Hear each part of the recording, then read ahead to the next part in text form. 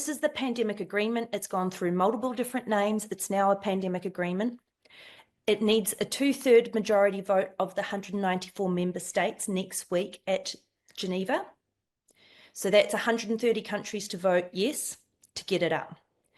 This pandemic agreement was supposed to be finalised last year and voted on last year. It wasn't done, and it wasn't done because there were some very ugly provisions in it that people weren't happy about.